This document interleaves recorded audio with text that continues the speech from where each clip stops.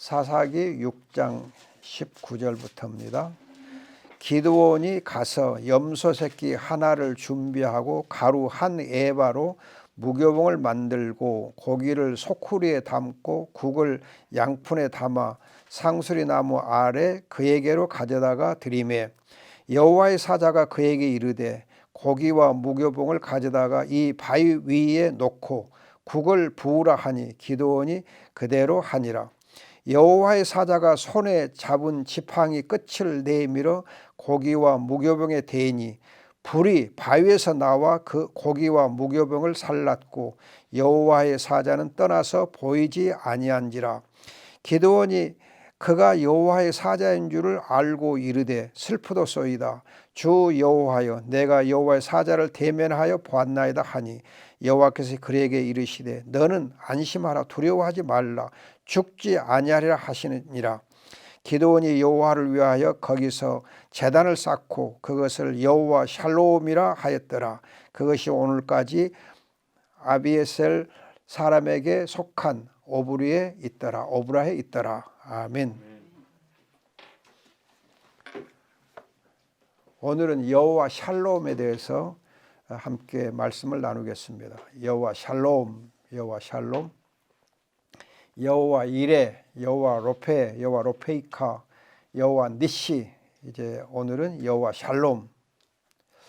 기드온이 자기가 쌓은 단의 이름을 여호와 샬롬이라고 부르게 된 그 배경을 좀 보면은, 우선 이제 사사기 5장 31절에 보면 여선지자 드보라가 가나안 왕을 물리침으로 인하여서 이스라엘이 40년간 평온을 누린 바 있습니다.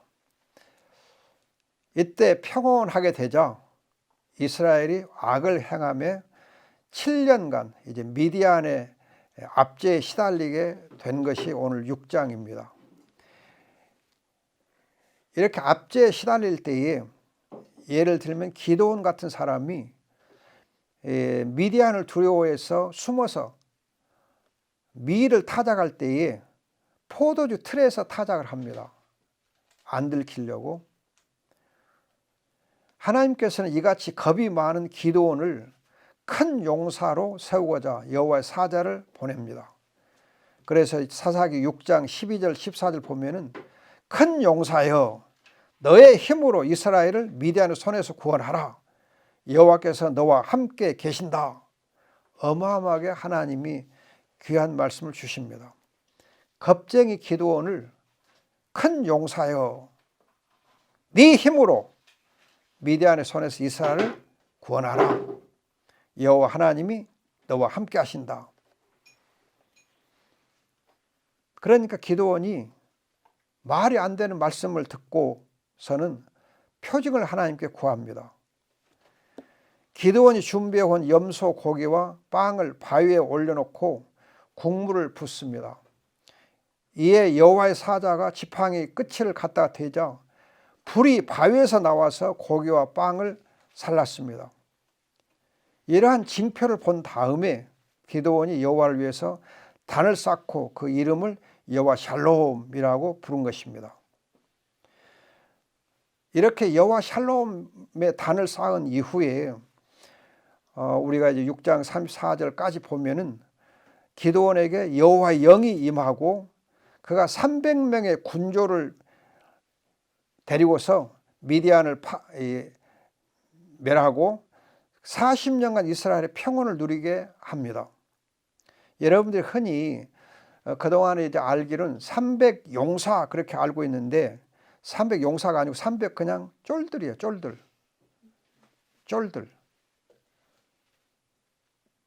여러분들이 기드온이 겁쟁이했잖아요. 겁쟁이에게 하나님께서 하나님이 하신다는 걸 보여주기 위해서 용사들이 아니라 쫄병들을, 그냥 쫄자들을 데리고 한번 해봐라. 그래서 하나님이 승리하게 하신 것입니다.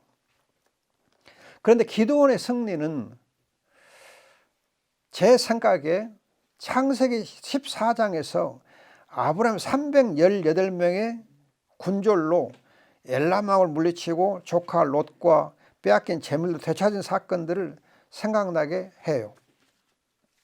그런데 아브라함이 돌아오던 길에 그 아브라함을 제사장 멜기세덱이 환영하고 축복합니다.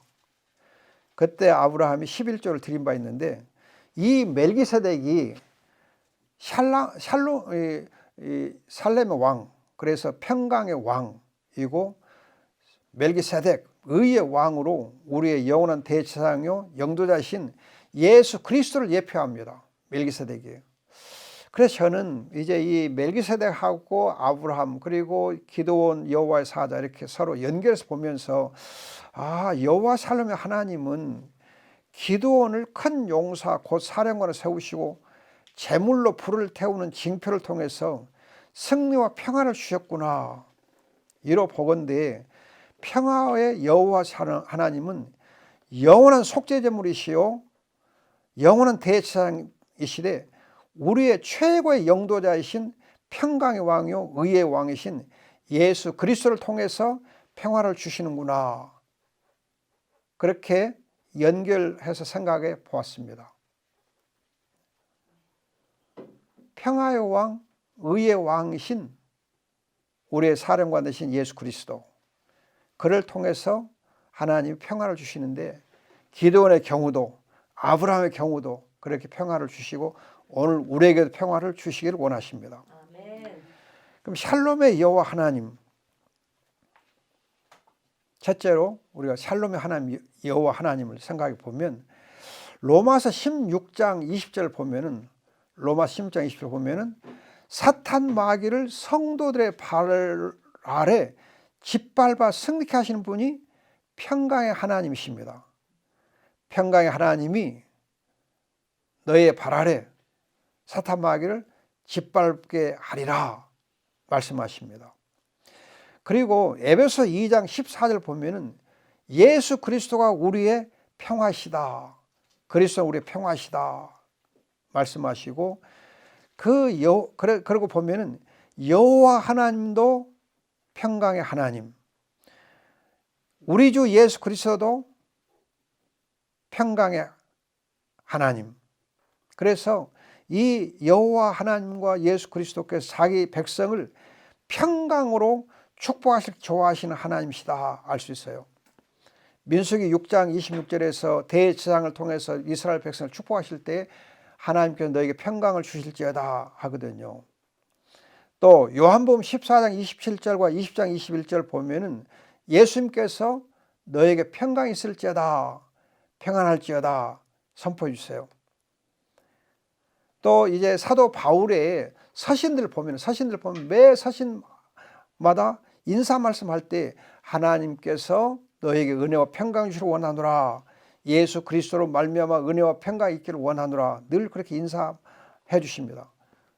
은혜와 평강을 늘 빌어줘요. 이로 보면 여호와 하나님, 우리 주 예수 그리스도가 다 평화의 샬롬의 하나님이세요. 그러면 이 샬롬의 하나님께서 어떻게 우리에게 평화를 주시는가? 속죄 제물을 통해서 샬롬을 주시는 하나님이십니다. 기드온의 경우 제물을 불로 태우심으로 하나님께서 이스라엘 백성의 평화를 약속해 주십니다. 제물을 통해서 하나님이 평화를 주십니다. 우리의 평화이신 예수님께서 십자가에서 자신을 속죄 제물로 내어주심으로 우리를 하나님과 먼저 화목하게 하십니다. 화평케 하세요. 여러분들이 골로새서 1장 20절 22절 먼저 한번 봅시다. 골로새서 1장 20절에서 22절, 골로새서 1장 20절 이하에 보면은 그의 십자가의 피로 화평을 이루사 만물 곧 땅에 있는 것들이나 하늘에 있는 것들이 그로 말미암아 자기와 화목하게 되기를 기뻐하심이라. 전에 악한 행실로 멀리 떠나 마음으로 원수가 되었던 너희를 이제는 그의 육체의 죽음으로 말미암아 이 죽음 말미암아 화목하게 하사 너희를 거룩하고 흠없고 책망할 것이 없는 자로 그 앞에 세우고자 하셨으니, 예수님께서 십자가상에서 피 흘려서 자신을 속죄제물로 내어주심으로 해서 하나님과 우리가 먼저 화목하게 됩니다. 그리고 에베소서 여러분 2장 보면은 12절 18절 에베소서 2장 12절 이하에 보시면 그때 너희는 그리스도 밖에 있었고 이스라엘 나라 밖의 사람이라 약속의 언약들에 대하여는 외인이요 세상에서 소망이 없고 하나님도 없는 자이더니 이제는 전에 멀리 있던 너희가 그리스도 예수 안에서 그리스도의 피로 가까워졌느니라. 그는 우리의 화평이신지라.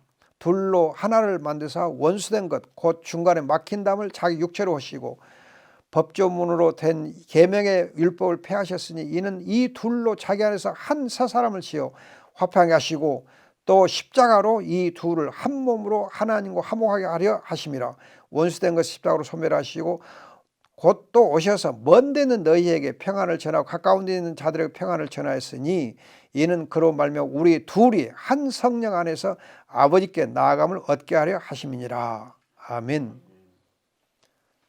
속죄제물을 통해서 샬롬을 주시는데 먼저 아버지 하나님과 우리가 화평하게 하시고 또 이방인과 유대인 사이에 막힌 담을 하시고 서로 화평하게 해서 한 몸을 이루셔서 하나님 아버지께 나아가 함께 섬기게 하신다 말씀하십니다.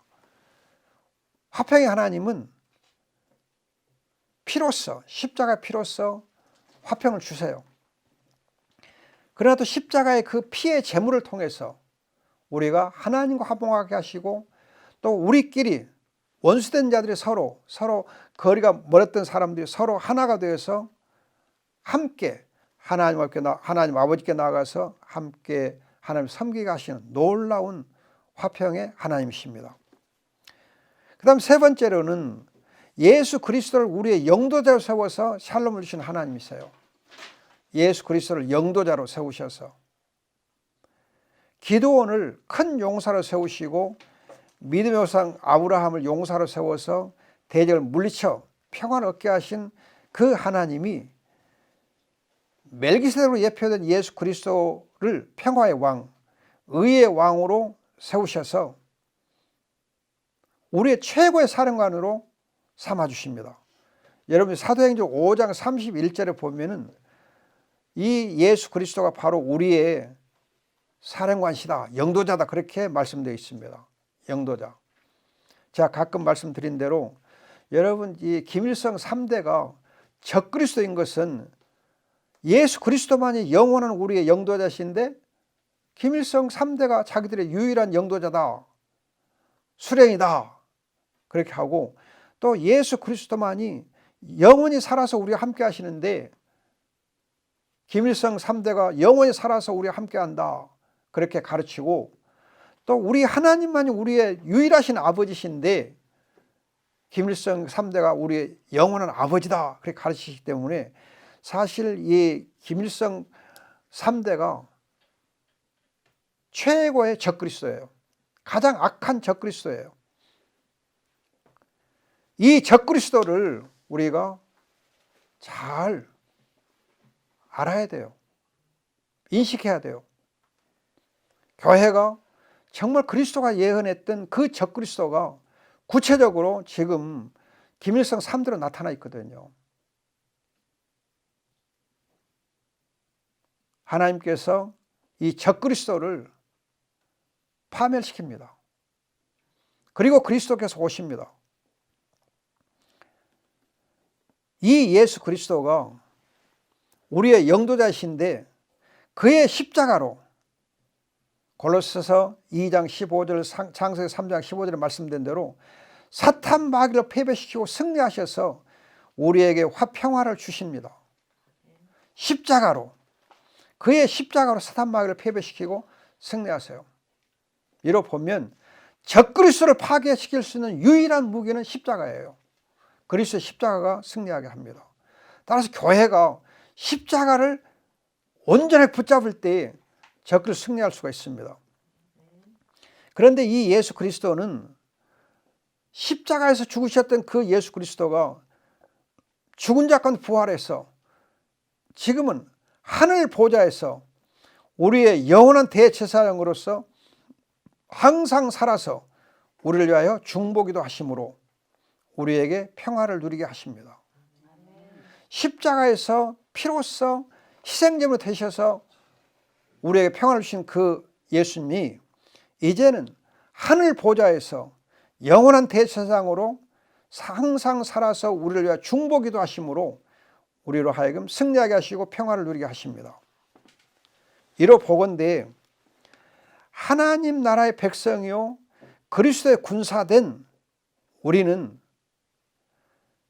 그리스도의 이름으로 즉 십자가의 속죄를 되시고 하늘 보좌에서 대제사장으로 되셔서 우리의 최고의 사령관이신 그 예수 그리스도의 이름으로 성령을 힘입어서 믿음의 선한 싸움을 싸워서 영생을 취하고 평화를 누리게 되어 있습니다.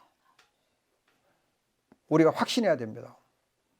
예수 그리스도의 십자가의 피가 또 하늘 보좌에서 항상 살아서 중보기도 하시는 그 그리스도로 말미암아서 우리가 승리하고 영생을 취하고 평화를 얻습니다.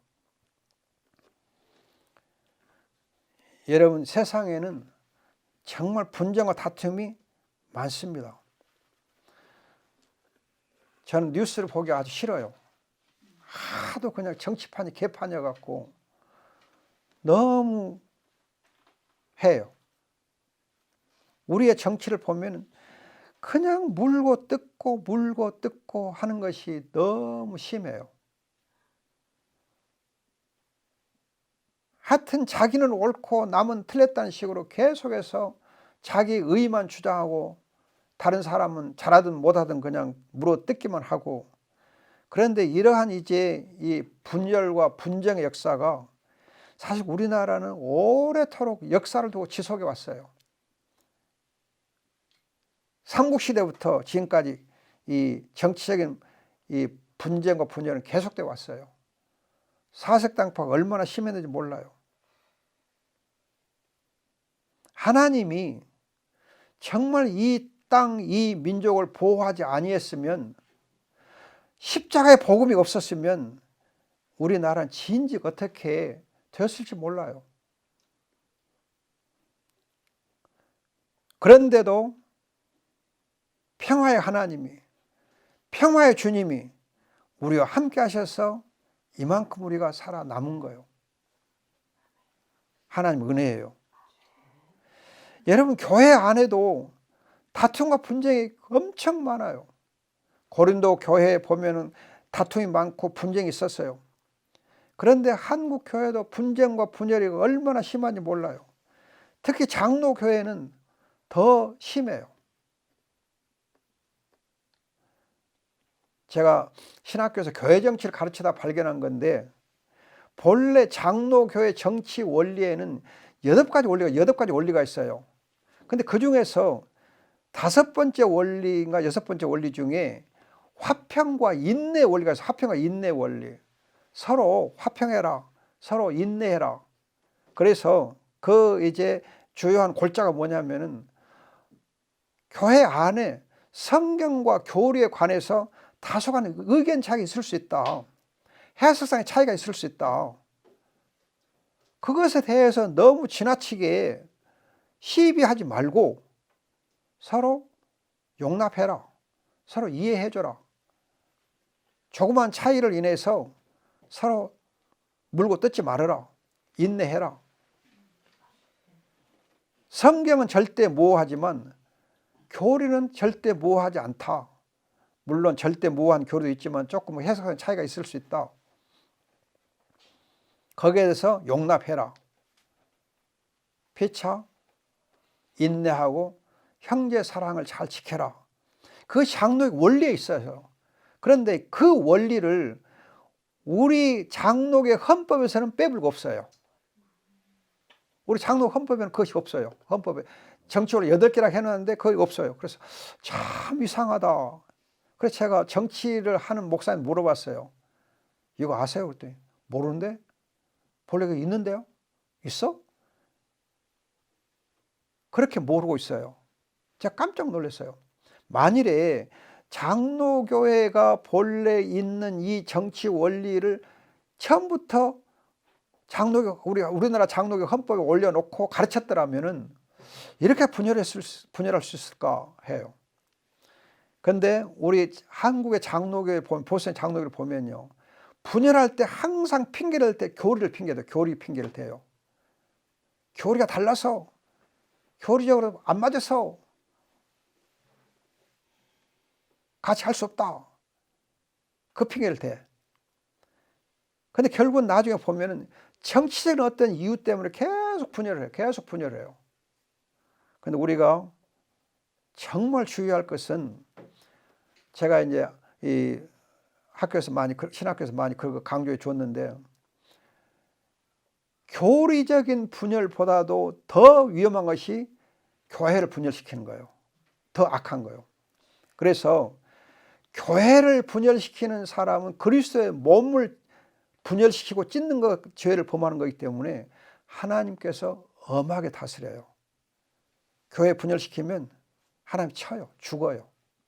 하나님이 좀 심하게 말하면 그냥 죽여버려요. 네가 내 몸을 이렇게 찢어놓아? 그래서 정말 제가 너무 소름 끼치게 마음 아팠던 거가, 광주권이 교회 분열을 원상으로 많이 했는데 그 분열에 앞장섰던 분들을 하나님 다 치셨어요. 아주 건강한 목사님들이 다 죽었어요. 자기 명들 목사가 죽었어요. 하나님 무섭게 쳐버려요. 제가 깜짝 놀랐어요. 무서워요. 여러분, 교회 안에 다툼과 분쟁이 있을 수 있지만, 그러나 그것이 좋은 거 아니에요. 하나님께서는 정말 그리스도의 십자가로 화평하기를 원하시고 서로 용납하기를 원하세요. 사도들 가운데도 심한 다툼이 있을 수 있었어요. 사도행전 15장 39절 보면 바울과 바나바가 좀 다툰 바 있어요. 심하게 다투었어요. 그래가지고 이 선교 여행할 때 서로 헤어져서 한 일이 있어요. 그것이 있을 수 있다 그래서 정당화돼서는 안 돼요.